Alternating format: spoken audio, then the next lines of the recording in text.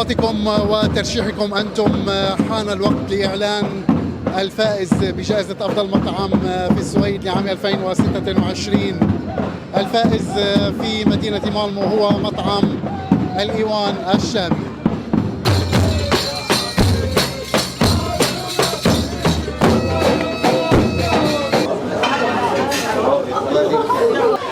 يحيى كعواش، مدير المطعم الإيوان الشامي في مدينة مالمو، أول شيء ألف مبروك أنك ربحت اليوم جائزة أفضل مطعم في مالمو. تحكي لي عن مشاعرك باستلام جائزة.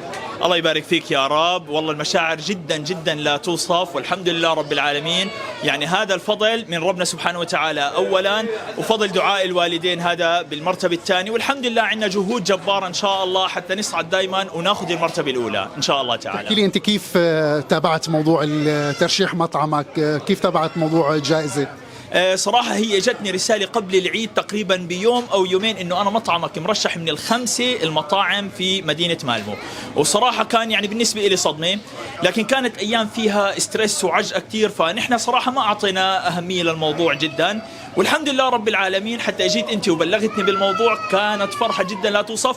صراحة ما كنت متوقعها أبدا، يعني بكل صراحة. يعني نحن كان عندنا فكرة دائما عن المجلات العربية والمجلات دائما بشكل عام إنه الموضوع يمكن الناس بتشتري شراء، لكن أنا جدا انصدمت، يعني عن جد ما كان في أي ترتيب ولا كان لنا أي علم بالموضوع، وسبحان الله كان عندنا ستريس وشغل حتى أجيت أنت وبلغتني.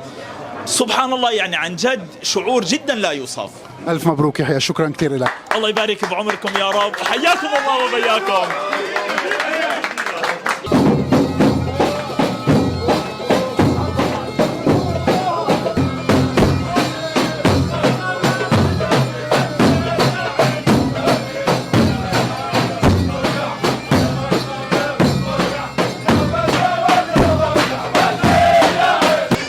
الاسم حضرتك؟ اسمي عبد الله حميد. عبد الله، انت زبون هون بالمحل؟ نعم انا زبون هون بالمحل. شلون بتحكي لي عن المحل، تعامله والاكل والنظافه كل هاي الامور؟